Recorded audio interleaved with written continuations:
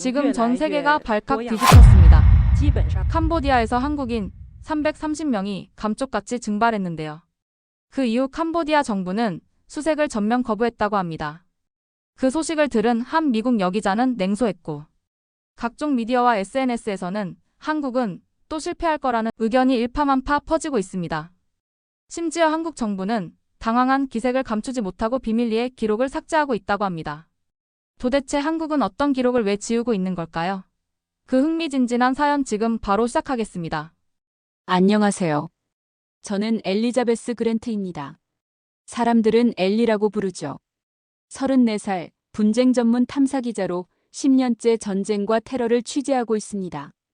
제 책상 서랍 깊은 곳에는 금속 목걸이가 하나 있어요. 스톱워치 펜던트죠. 바늘은 3분에 멈춰 있습니다. 5년 전 제 남동생 제이크가 남긴 마지막 물건이었어요. 캄보디아에서 330명이 사라졌다는 뉴스를 처음 접했을 때 저는 커피를 마시다 말았습니다.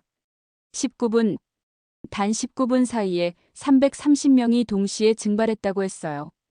그리고 한국은 48시간 안에 구출하겠다고 발표했죠. 저는 비웃었습니다. 또 시작이구나. 한국의 과장된 선전이라고 생각했어요. 5년 전 단풍작전 때도 그랬으니까요. 한국은 늘 늦습니다. 제 동생도 그 늦음 때문에 죽었어요. 의무지원병으로 단풍작전에 참가했던 제이크는 한국군이 결정을 내리지 못하는 사이 적들의 총에 맞았습니다. 마지막 무전이 아직도 귀에 맴돕니다. 누나, 한국은 오지 않을 거야. 제 가슴을 찢는 말이었죠. 저는 그때 현장에 있었어요. 기자로서 취재 중이었죠. UN 협력 임무라고 했던 그 작전에서 제 동생은 숨을 거뒀습니다. 동생의 시신을 확인했을 때 가슴에 차고 있던 이 스톱워치는 3분에 멈춰 있었습니다. 3분만 빨랐다면 살 수 있었던 시간이었어요. 그 3분이 저를 평생 괴롭혀왔습니다. 밤마다 꿈에 나타나는 숫자죠. 3분, 그게 제 인생을 바꿨습니다. 그 이후로 저는 한국을 믿지 않게 됐습니다. 의사결정이 느리고 외교 눈치만 보는 나라라고 확신했죠. 현지 정치인과의 협상을 우선시하다가 결국 구출 타이밍을 놓쳤다는 게 공식 보고서의 내용이었습니다. 하지만 저는 알아요.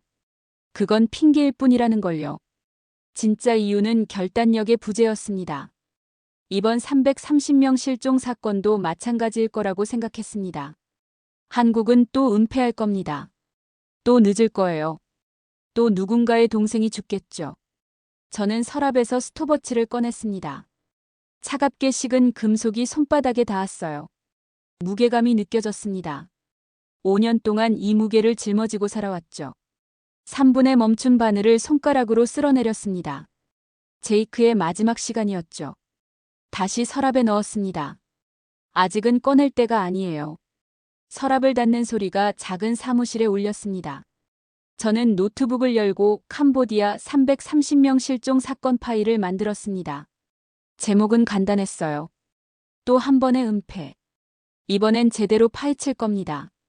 한국이 숨기려는 진실을 세상에 드러낼 거예요.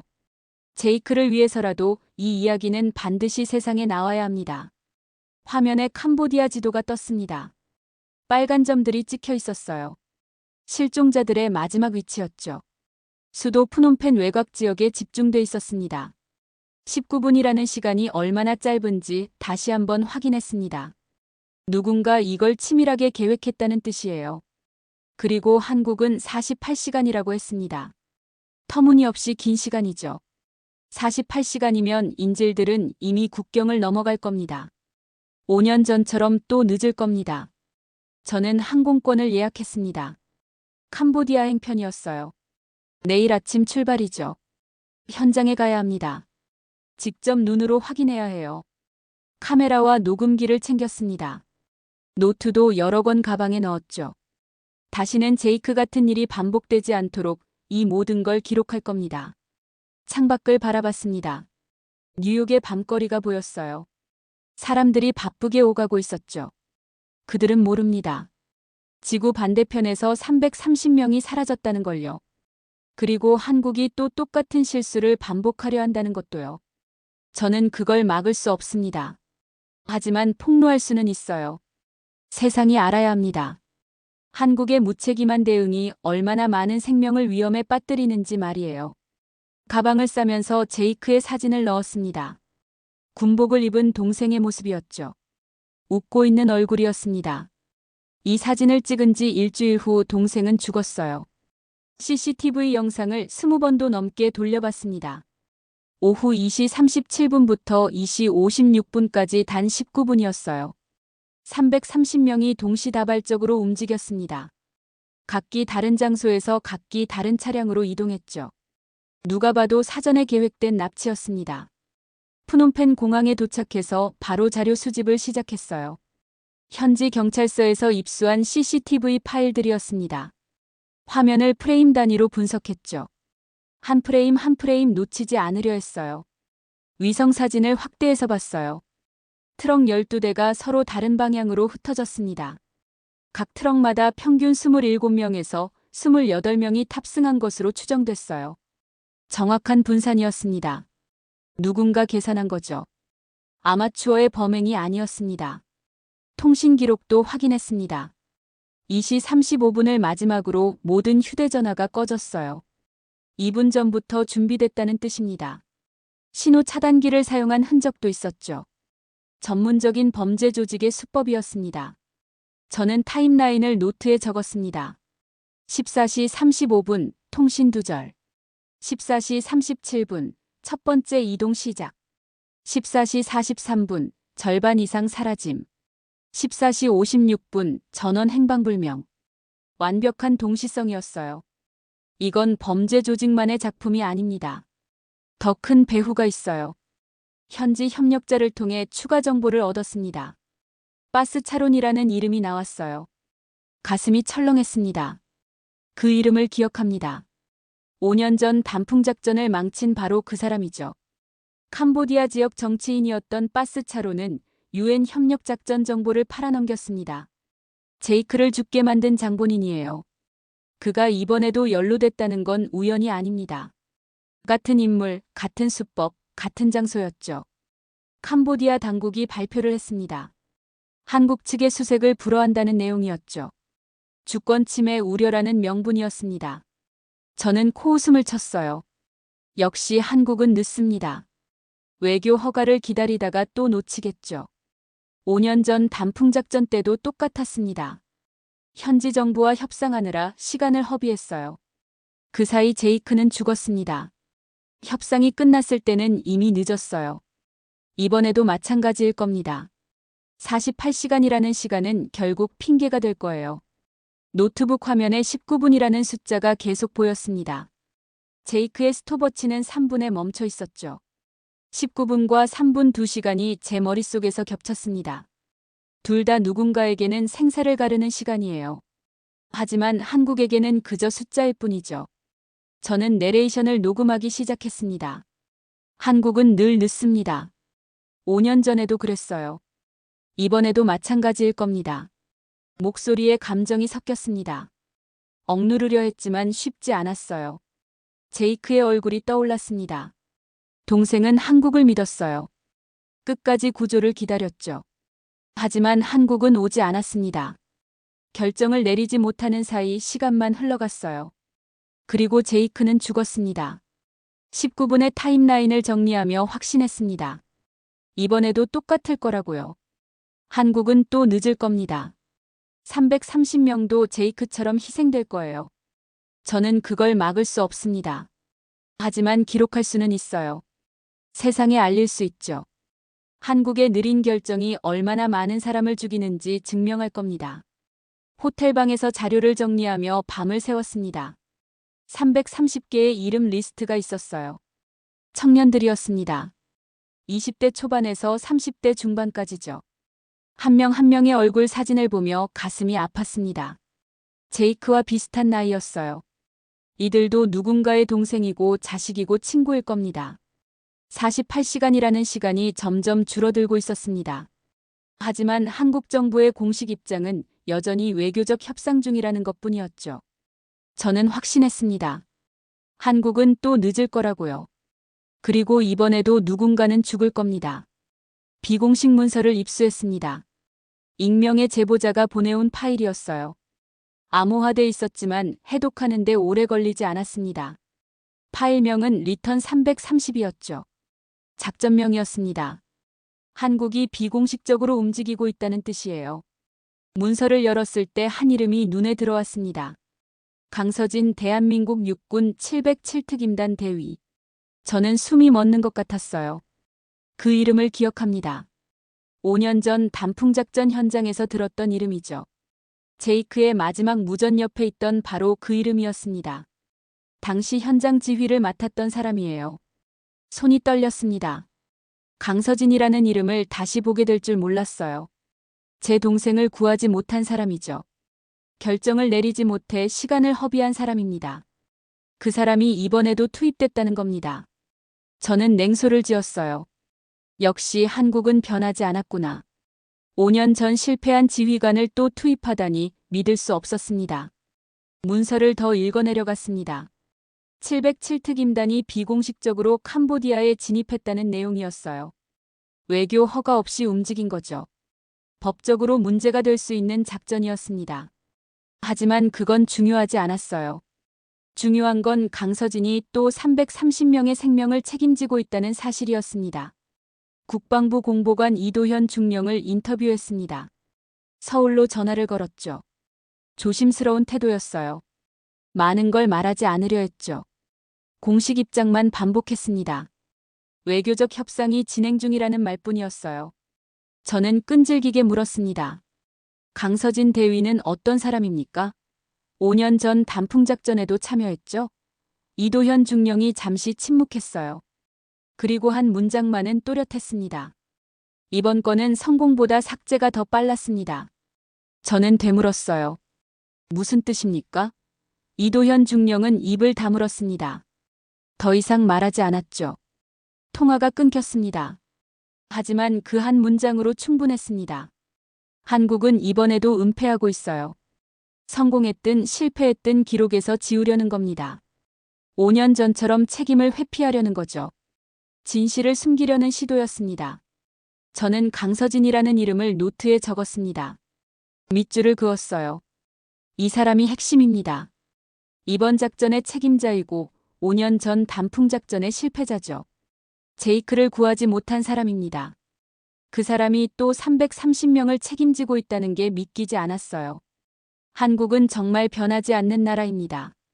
과거의 실패를 반성하지 않고 똑같은 사람에게 똑같은 임무를 맡기는 나라죠. 5년 전 단풍작전 자료를 다시 꺼내봤습니다. 먼지가 쌓여있던 파일들이었어요. 당시 취재 노트와 사진들이 가득했습니다. 강서진의 이름이 여러 번 나왔어요. 현장 지휘관으로 기록돼 있었습니다. 하지만 결과는 실패였죠. 14명이 전원 사망했습니다. 제이크도 그중 한 명이었어요. 보고서에는 현지 정보 누출로 인한 작전 실패라고 적혀 있었습니다. 하지만 저는 알아요. 진짜 이유는 느린 의사결정이었다는 걸요.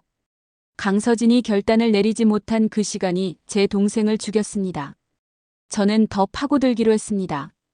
강서진에 대한 모든 정보를 찾아야 해요.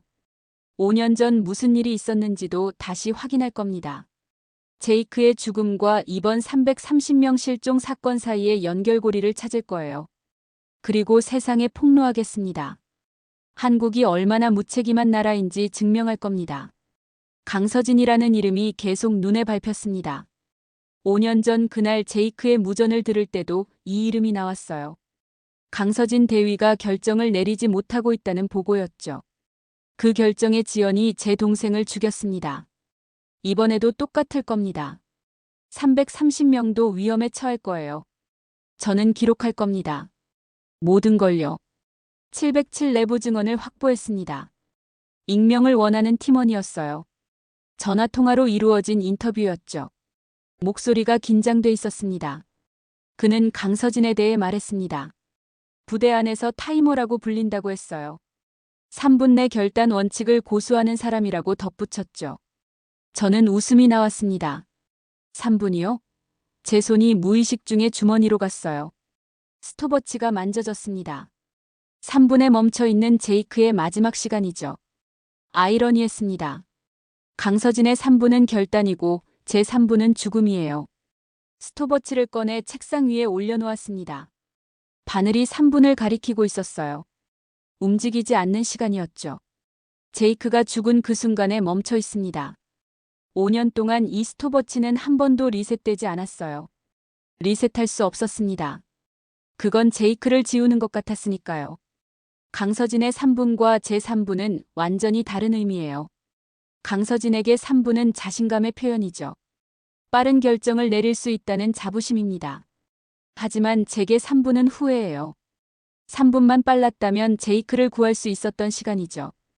5년 전 단풍작전 현장에서 강서진은 3분 안에 결정을 내리지 못했습니다.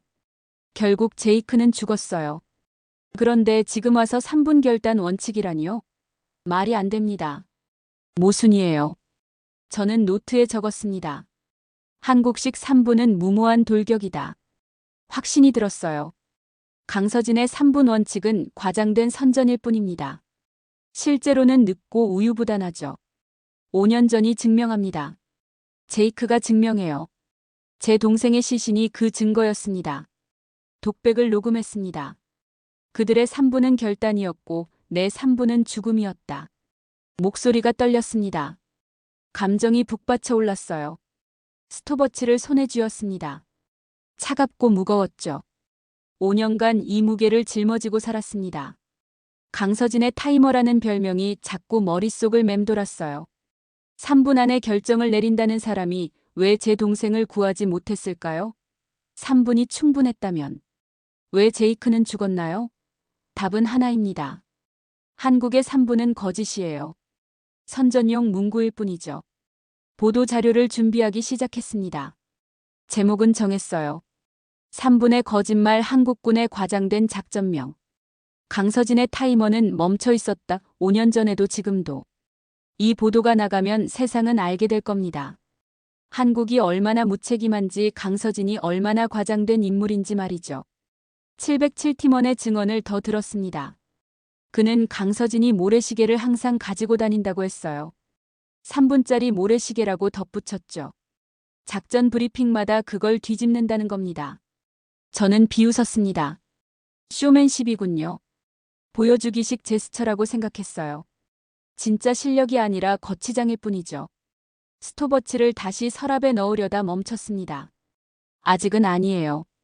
이 스톱워치가 필요합니다. 제이크의 3분과 강서진의 3분을 비교하는 데 필요해요. 하나는 죽음이고 하나는 거짓이죠. 카메라 앞에 앉아 예비 촬영을 했습니다. 스톱워치를 화면에 보여주며 설명했어요. 이것은 3분에 멈춰 있습니다. 제 동생이 죽은 시간이죠. 한국은 3분 안에 결정을 내린다고 주장합니다. 하지만 5년 전 그들은 3분을 넘겼습니다. 그리고 제 동생은 죽었어요. 편집자에게 초안을 보냈습니다. 피드백이 왔어요. 좀 더 객관적인 톤이 필요하다는 내용이었습니다. 하지만 저는 바꾸고 싶지 않았어요. 이건 객관적인 보도가 아닙니다. 폭로예요. 진실을 드러내는 작업이죠. 밤늦게까지 자료를 정리했습니다. 강서진의 3분과 제이크의 3분을 비교하는 차트를 만들었어요. 하나는 신화이고 하나는 현실이라고 적었습니다. 익명 인터뷰어를 만났습니다. 암호명은 이었어요. 프놈펜 외곽의 허름한 카페에서 만났죠. 사람이 많지 않은 곳이었습니다. 목소리 변조를 원했고 얼굴은 보여주지 않았습니다. 마스크와 모자로 얼굴을 가렸어요. 키가 크고 어깨가 넓었습니다. 군인 출신인 것 같았죠. 하지만 그의 증언은 명확했어요.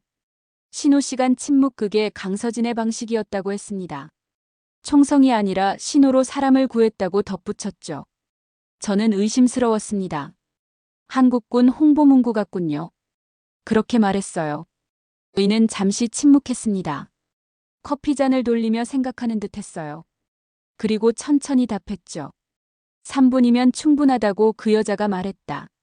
하지만 누군가의 이름은 기록에서 빠졌다. 제 심장이 빠르게 뛰었습니다. 누구 이름이죠? 의는 답하지 않았어요.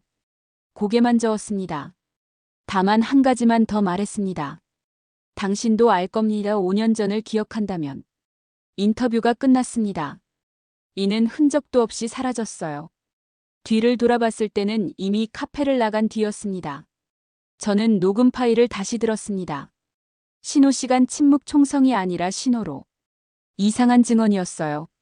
전쟁에서 신호로 사람을 구한다는 게 말이 됩니까? 현실감이 없었습니다. 5년 전 단풍작전도 떠올렸습니다. 제이크의 마지막 무전에는 총성만 가득했어요. 신호 같은 건 없었습니다. 혼란과 비명뿐이었죠. 폭발음과 고함 소리만 들렸습니다. 그게 전쟁이에요. 신호로 사람을 구한다는 건 미화된 이야기일 뿐입니다. 이의 증언은 미화된 버전일 겁니다. 한국이 만들어낸 서사죠. 실제로는 총성과 혼란이었을 거예요. 5년 전처럼 말입니다. 누군가의 이름이 기록에서 빠졌다는 말이 계속 걸렸습니다. 제이크를 말하는 걸까요? 동생의 이름도 공식 보고서에서는 간략하게만 언급됐어요. 의무지원병 1명 사망 그게 전부였습니다. 이름조차 제대로 기록되지 않았죠. 제이크 그랜트라는 이름은 어디에도 없었어요. 숫자로만 처리됐습니다. 이번 330명 사건도 마찬가지일 겁니다. 한국은 성공만 기록하고 희생은 지울 거예요. 이의 증언도 결국 그 은폐의 일부일지 모릅니다. 진실을 감추기 위한 미화된 이야기죠. 저는 노트에 적었습니다. 이의 증언 신뢰도 낮음 홍보성 발언 가능성 높음. 하지만 한 가지는 확실했어요. 이도 인정했습니다.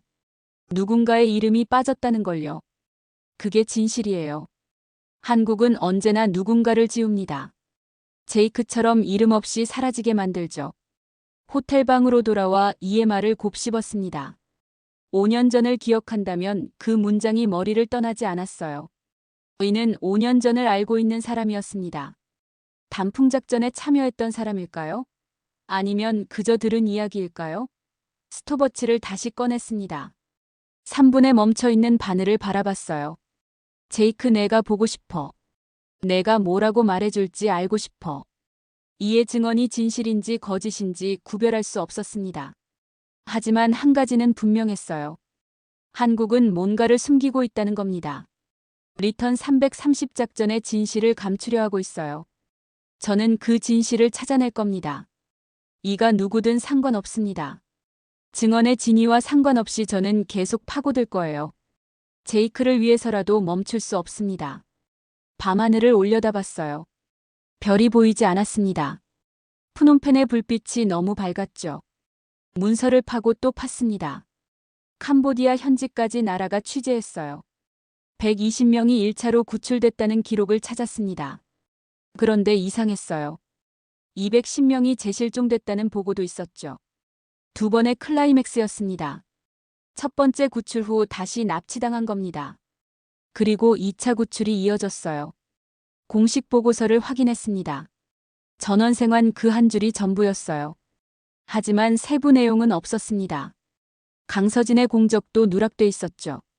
작전 과정도 기록되지 않았습니다. 마치 처음부터 없었던 일처럼 지워져 있었어요. 이도현 중령에게 다시 연락했습니다. 비공식 코멘트를 요청했죠. 그는 조심스럽게 말했습니다. 그녀는 시간을 구했고 기록에서 사라졌습니다. 가슴이 철렁했어요. 제 안에서 뭔가 균열이 생기기 시작했습니다. 5년간 쌓아온 확신이 흔들렸죠. 한국은 늦고 무책임하다는 믿음이 조금씩 무너졌습니다.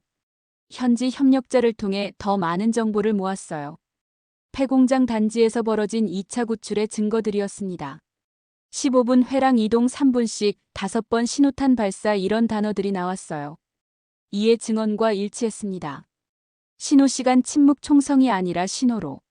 저는 혼란스러웠습니다. 제가 붙잡고 있던 분노가 진실을 가리고 있던 건 아닐까?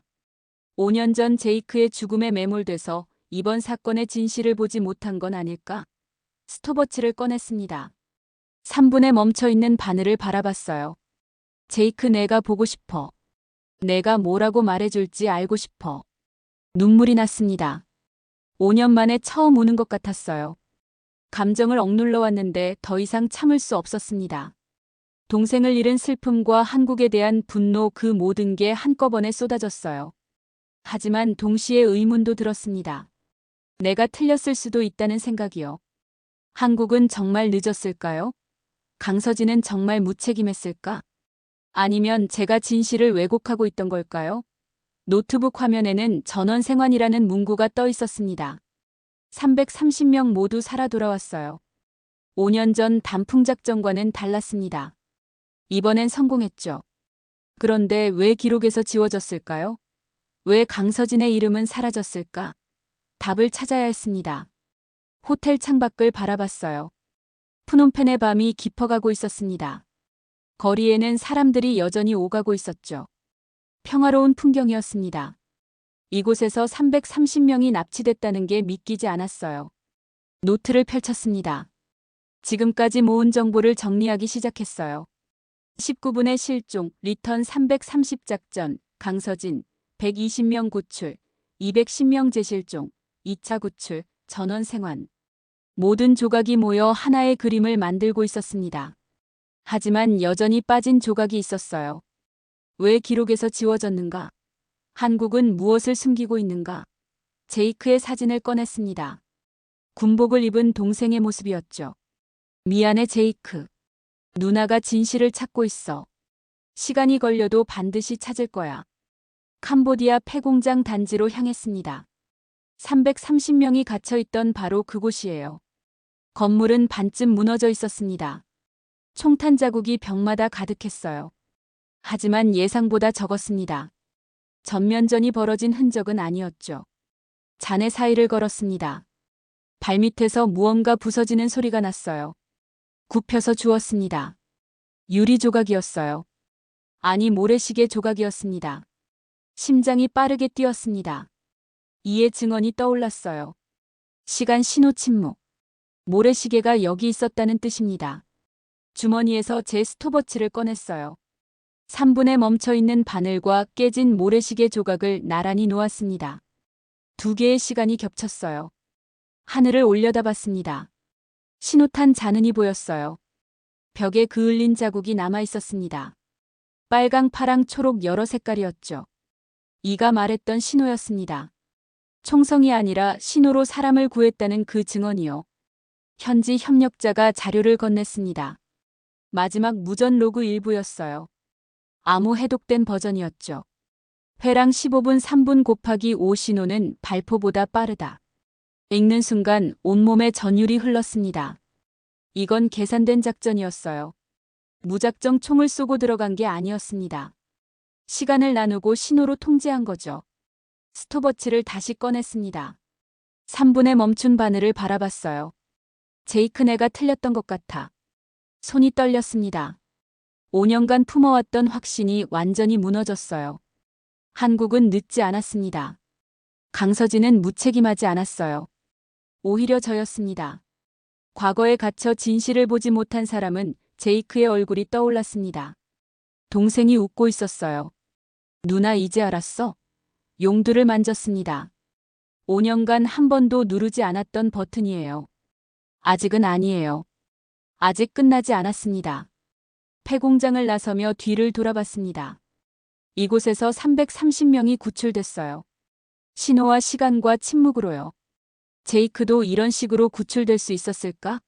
그런 생각이 들었습니다. 하지만 이제 와서 가정해봐야 소용없죠. 중요한 건 이번엔 달랐다는 겁니다. 한국은 성공했어요. 모래시계 조각을 주머니에 넣었습니다. 증거였죠. 신호탄 잔흔도 사진으로 남겼습니다. 이제 진실을 알았으니 기록해야 합니다. 제대로요. 폐공장 마당에 앉았어요. 하늘이 푸르렀습니다. 바람이 불었죠. 따뜻한 바람이었습니다. 제이크도 이런 바람을 느꼈을까요? 5년 전 그날도 이렇게 따뜻했을까요? 현지 협력자가 다가왔습니다. 더 보여줄 게 있다고 했어요. 건물 뒤편으로 안내했습니다. 배수로 입구였죠. 이곳으로 진입했다고 했습니다. 저는 들여다봤어요. 좁고 어두웠습니다. 이런 곳으로 들어가 330명을 구출했다는 겁니다. 믿기지 않았어요. 하지만 증거는 명확했습니다. 스톱워치를 손에 쥐었어요. 이제 진실을 알았습니다. 한국은 늦지 않았어요. 강서진은 무책임하지 않았습니다. 제가 틀렸던 겁니다. 호텔로 돌아와 다큐멘터리 편집을 시작했습니다. 제목은 고민 끝에 정했어요. 3분의 증인. 제이크의 3분과 강서진의 3분 모두를 담기로 했습니다. 앵커멘트를 녹음했습니다. 그녀의 이름은 강서진 기록되지 않은 전쟁의 결단이었다. 목소리가 떨렸지만 멈추지 않았어요. 화면에는 330명 전원 생환이라는 문구를 띄웠습니다. 그 아래 작은 글씨로 적었죠. 지휘는 명령이 아니라 책임의 선언. 이도현 중령이 했던 말이었습니다. 이제야 그 의미를 알겠어요. 강서진은 명령을 따른 게 아니었습니다. 책임을 선택한 거죠. 330명을 끝까지 책임지기로 결단한 겁니다. 5년 전도 마찬가지였을 거예요. 제이크를 구하지 못한 게 무책임해서가 아니었습니다. 상황이 그를 허락하지 않았던 거죠. 저는 그걸 이해하지 못했어요. 분노에 눈이 멀어서 진실을 보지 못했습니다. 스톱워치를 책상 위에 올려놓았습니다. 용두에 손을 올렸어요. 5년 만에 처음으로 눌렀습니다. 딸깍 소리와 함께 바늘이 0으로 돌아갔습니다. 리셋됐어요. 제이크의 시간이 풀려났습니다. 눈물이 흘렀습니다. 제이크 미안해. 누나가 너무 오래 붙잡고 있었어. 이제 보내줄게. 다큐가 완성됐습니다. 방송국에 송고했어요. 며칠 후 방영될 예정이었습니다. 엔딩 내레이션을 마지막으로 다듬었습니다. 시간은 도구가 아니라 믿음이다. 나는 이제 한국의 3분을 기록한다. 완벽했어요. 이제 세상은 알게 될 겁니다. 한국이 어떻게 330명을 구했는지, 강서진이 누구인지, 그리고 3분이라는 시간이 얼마나 큰 의미를 가지는지 말이죠. 창밖을 바라봤습니다. 캄보디아의 밤하늘이 보였어요. 별이 많았습니다. 제이크도 저 별 중 하나가 됐을까요? 스톱워치를 손에 쥐었습니다. 이제 0을 가리키고 있었어요. 새로운 시작이었죠. 5년간의 분노와 슬픔에서 벗어난 겁니다. 제이크 누나는 이제 진실을 기록할 거야. 너를 위해서가 아니라 진실 그 자체를 위해서. 그게 기자인 내가 할 수 있는 일이야. 다큐 파일을 저장하고 노트북을 닫았습니다. 내일 아침 비행기로 미국에 돌아갈 예정이에요. 하지만 이번 취재는 끝나지 않았습니다. 시작일 뿐이죠. 한국에 대한 제 시각이 바뀌었어요. 그들은 느리지 않았습니다. 신중했던 거죠. 책임을 다하기 위해 정확한 시간을 계산했던 겁니다. 강서진의 3분 원칙도 이해했습니다. 무모한 돌격이 아니었어요. 치밀한 계산이었죠. 3분 안에 최선의 결정을 내리는 능력이었습니다. 제이크의 스톱워치를 마지막으로 한 번 더 바라봤습니다. 0에서 시작할 준비가 된 시계였어요. 저도 이제 새롭게 시작할 수 있을 것 같습니다. 과거가 아니라 미래를 향해 나아갈 수 있어요. 가방을 쌌습니다. 모래시계 조각을 조심스럽게 포장했어요. 신호탄 자는 사진도 챙겼죠. 모든 증거를 가지고 돌아갈 겁니다. 진실과 함께요.